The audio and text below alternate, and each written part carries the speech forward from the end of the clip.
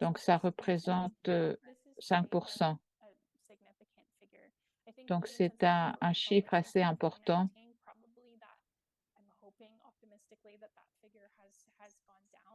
et j'espère que ce chiffre aurait descendu, mais bon, c'est très c'est optimiste.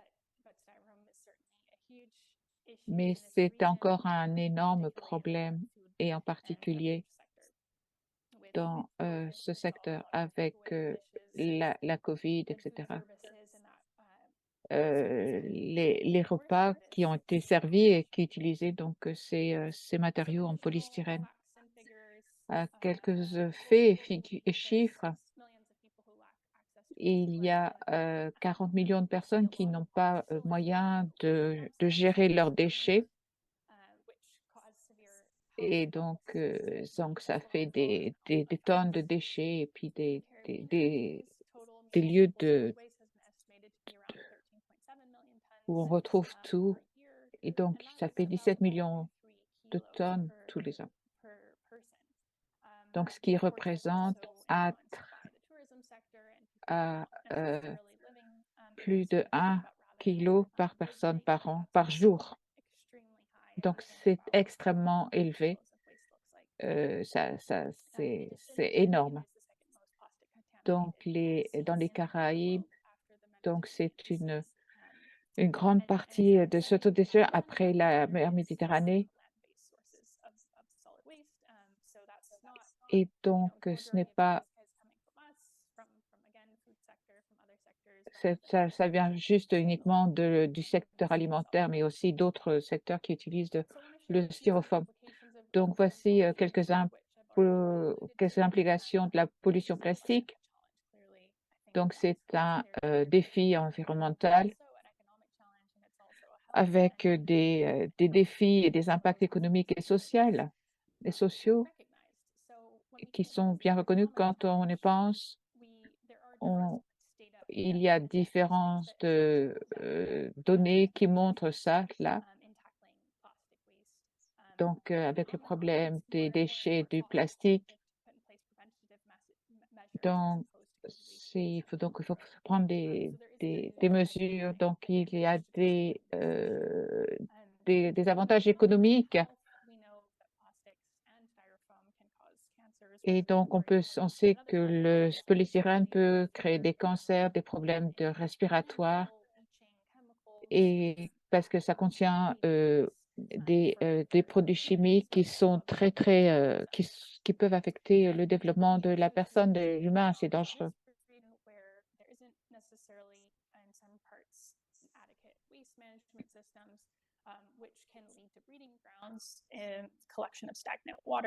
Donc, ça aussi permet d'avoir les insectes qui restent dans l'eau et qui peuvent créer des maladies comme la dengue ou la malaria et c'est aussi un problème avec les moustiques.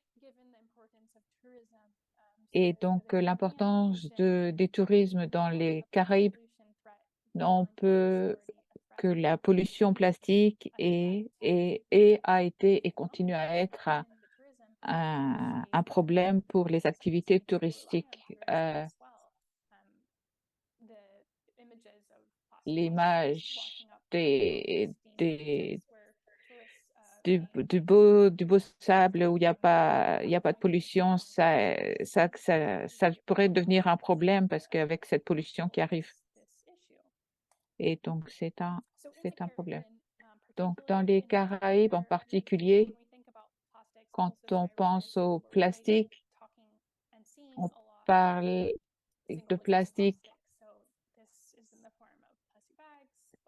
et les sacs plastiques, les bouteilles, tout ce qui emballe, des choses que l'on n'utilise qu'une seule fois.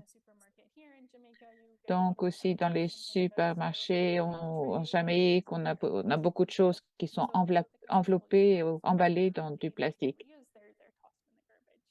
et on les retrouve après dans les déchets. Donc il y a aussi beaucoup d'importations. Donc dans les Caraïbes, on importe beaucoup de choses qui sont déjà faites et donc emballées Et pour le tourisme aussi, le tourisme contribue à cet emballage des choses qui arrivent de manière emballée. Donc ça a un impact économique. Et pour finir, les les courants de l'océan qui font que c'est avec le courant, c'est tout ce qui arrive dans la mer et cetera, donc et ce qui est emmené, vers la mer revient vers le littoral et donc c'est une question, importante à considérer. Donc il y a un problème, c'est un problème à différents niveaux, mais il faut, s'y intéresser et s'y pencher. Et donc c'est une question, nationale, une question de politique nationale. C'est pas juste, c'est en Jamaïque et cetera, mais ça peut être un peu partout dans les Caraïbes, ce qui, rend les choses difficiles à résoudre. Donc quand nous avons fait ce rapport, nous avons re regardé, où c'était interdit et quel type de politique était mise en place. Donc on pensait de différentes façons de mettre en place.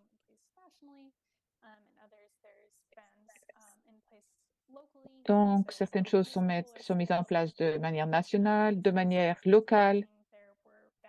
Donc il y a des annonces qui sont faites.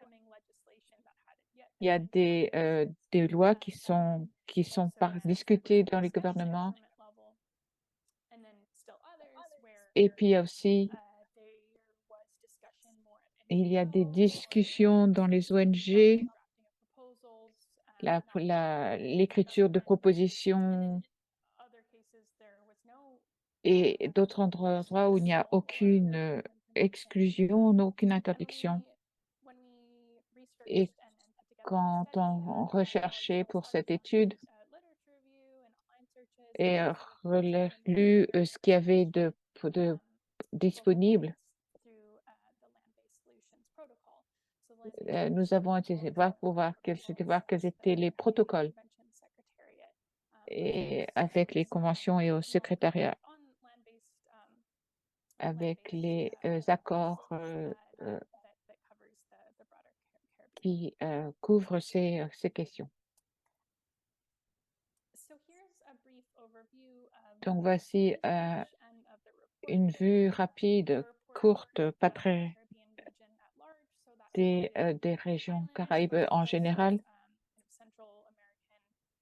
Donc, aussi pour, la côte aussi, américaine, enfin tout ce qui comprend les Caraïbes. Et en 2015, donc il y avait 18 territoires dans les Caraïbes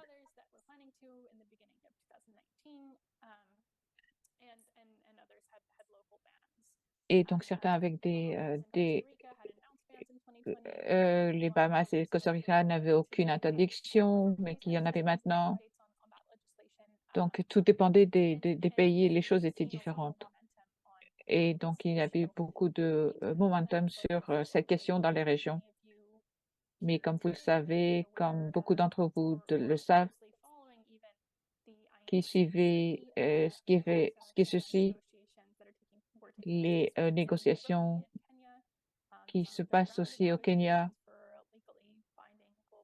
pour essayer de trouver une solution. Donc je pense que c'est une grande opportunité pour cela, pour les Caraïbes, qu'il y a une politique, mondiale et plus on est nombreux, plus on pourra résoudre cette question. Il faut que ça soit fait de manière, mondiale et donc il y a certainement une grande possibilité de réussir. Donc c'est une continuation, donc les pays qui discutent à des 14 qui discutent au niveau, national, 4 qui, proposent des pétitions et d'eux qui n'ont rien fait. Et ce que vous pouvez voir ici, c'est une carte des régions entre les interdictions nationales, locales ou les interdictions qui sont annoncées. Donc, je vous les laisse regarder maintenant pour voir un peu, pour voir, vous voyez comment les différents pays agissent voilà. Et vous pouvez voir certains pays qui ont une interdiction nationale qui montrait un momentum dans la région. Cette diapo montre les interdictions par les ONG, certains en discussion avec le gouvernement où on n'a pas d'informations. Et donc, ça peut avoir changé depuis la publication. Et ce serait un très grand projet pour eux pour voir comment on peut mettre les choses à jour.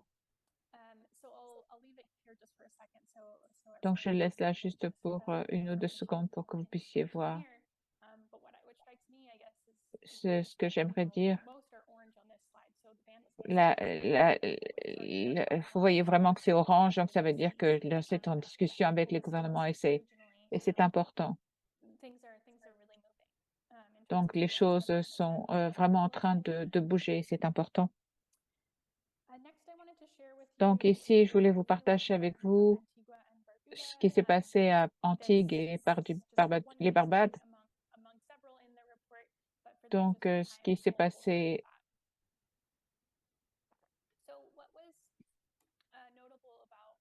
donc, ce qui est à Antigua et les Barbades, donc il y a plusieurs stratégies de mise en place. Donc, il y en a 5 ici. Donc, je ne vais pas aller en détail sur chacune d'elles parce qu'on n'a pas le temps. Donc, ça a commencé avec les sacs plastiques. Donc, il faut penser à juste les interdictions. Et donc, vous pouvez commencer avec des produits qui sont simples et aller d'un produit à l'autre en allant de plus en plus grand.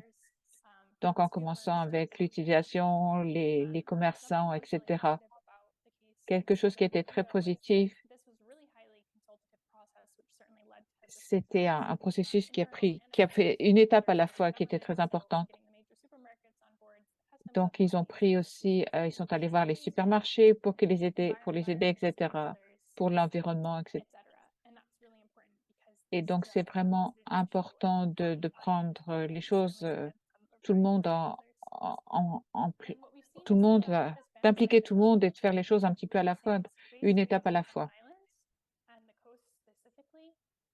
Et donc, ils ont parlé aussi de la côte.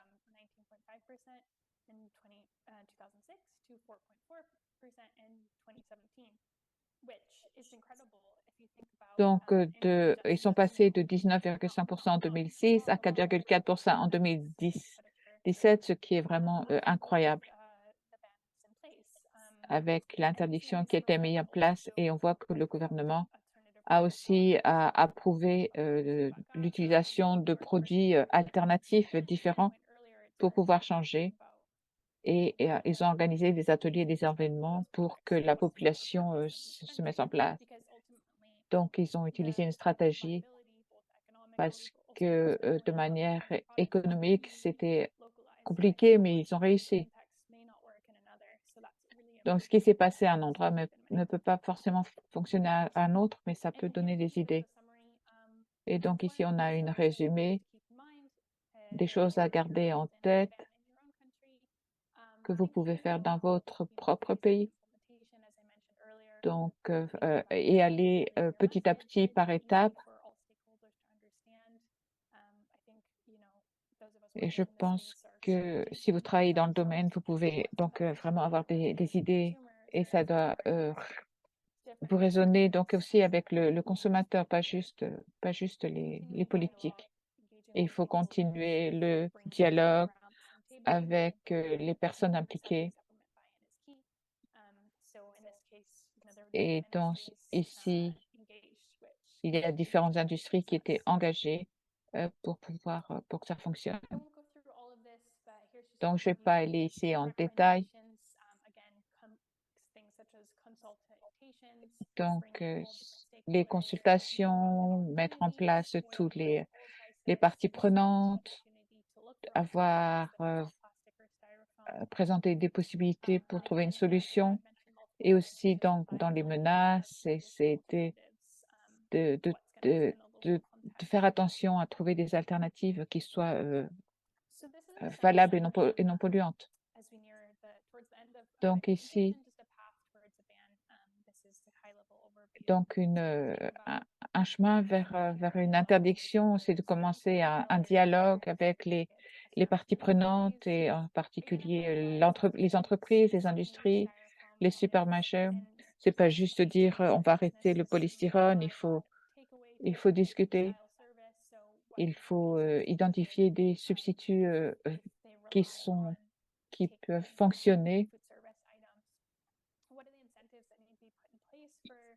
Donc, il faut aussi identifier les choses pour les industries qui pourront les intéresser avec des alternatives et aussi les ONG qui sont aussi des parties prenantes et avec lesquelles il faut travailler. Et donc, pour terminer, donc la première phase, c'est de dialoguer. Et c'est très important de commencer par dialoguer. Donc, il faut aller petit à petit vers ce dialogue avec, et il faut voir, être avec les citoyens, voir les questions techniques, etc. Mais il faut aller une étape à la fois, c'est important. Et parfois, c'est plus facile de travailler là-dessus que pour travailler sur. Et l'étape suivante, ça sera d'annoncer l'interdiction. Et donc, l'annonce de l'interdiction, il faut bien choisir une date importante, comme la journée de l'environnement, le 5 juin, le jour d'indépendance ou le jour national de votre pays. Et donc, ça permet d'avoir une annonce qui est importante dans les médias. Et la mise en place, dès que vous avez une stratégie, ce qui est important, c'est de voir comment peut être l'approche. Donc, c'est voir comment on peut le faire en plusieurs mois et comment on peut le faire pour que les choses puissent se faire et que les gens puissent s'adapter. Donc, les différentes étapes sont importantes à prendre en compte. Et une fois que l'interdiction est en place, il faut aussi travailler sur les produits alternatifs qui sont viables et qu'est-ce qu'on peut apprendre de ces nouveaux produits. Il faut les évaluer, il faut discuter et voir si ce qui a été mis en place est effectif et comment les changements ont été acceptés. Et donc, c'est un voyage à faire. Et donc, les corrections, qu'est-ce que vous avez appris de l'interdiction et pourquoi il faut faire une évaluation et voir s'il faut faire des corrections ou des modifications. Et donc, c'est quelque chose en continu qui ne s'arrête pas afin de travailler. Donc, on avait commencé dans les Caraïbes et on espère pouvoir continuer. Et je vais conclure ici. Et donc, j'aimerais vous remercier tous de m'avoir écouté. Merci.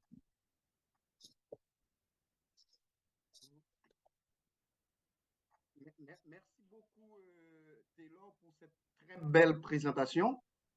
Je suis certain que la plupart de nos questions ont été répondues, la plupart de nos préoccupations un peu élucidées. Malheureusement, on n'aura pas beaucoup de temps pour les échanges, pour les questions qui pourraient nous permettre d'éclairer davantage ce qu'on pense en fait de cette question cruciale pour nos territoires, pour nos pays.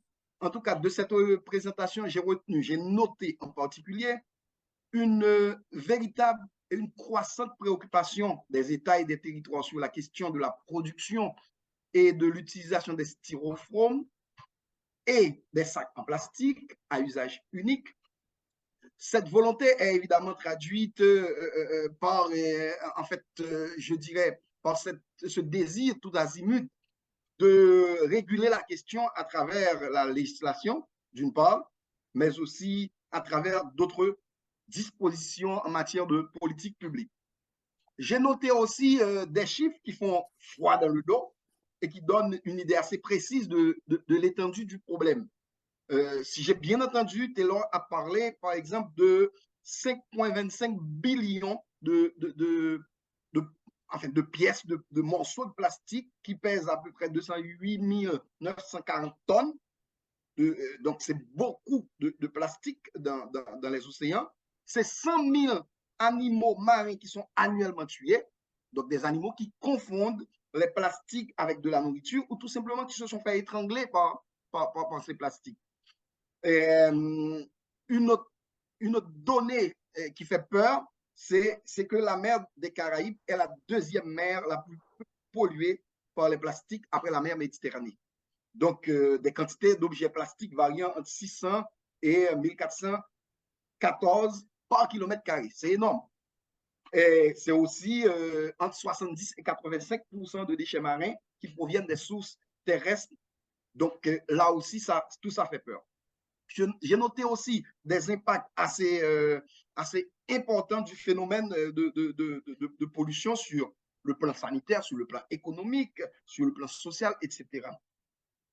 Il y a eu une très bonne analyse SWOT, force, faiblesse, opportunités et menaces, mais on a noté aussi des efforts importants pour combattre la pollution plastique et la pollution par les styrofoams, notamment à travers des politiques publiques, à travers des lois qui sont adoptées un petit peu partout dans la région, mais aussi à travers cette recherche d'informations sur comment juguler ce problème.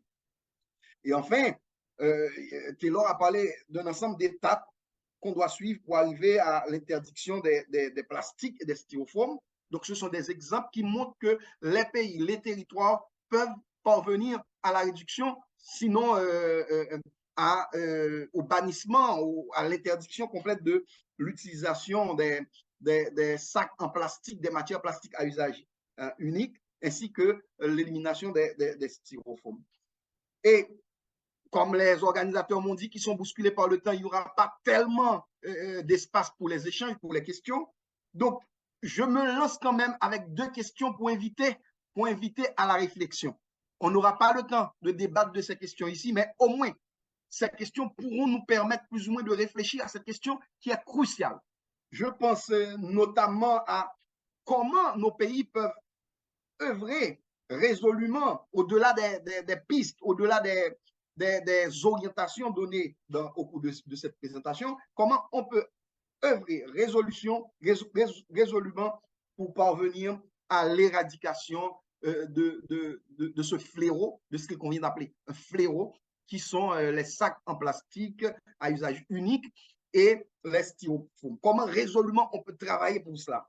Et on a vu, comme c'est le cas pour un pays comme Haïti, on a pris des dispositions légales. Il y a eu un arrêté qui est sorti, mais jusqu'à présent, le pays tarde encore à appliquer cette disposition légale importante qui consiste à bannir l'utilisation des styrofoams. Et c'est en vertu de l'ampleur que prend ce phénomène ici en Haïti que le GAF a organisé ce colloque. Donc maintenant, c'est bien de prendre des politiques, c'est bien d'édicter des lois, mais comment parvenir de manière réelle à éradiquer complètement les matières en plastique, les sacs en plastique à usage unique ainsi que les styrofoams. Ce sont des questions qui invitent à la réflexion. Quant à moi, je vous dis merci de m'avoir écouté, ainsi que Taylor Clayton qui a fait cette belle présentation. Merci, je repasse le micro à la salle et au présentateur.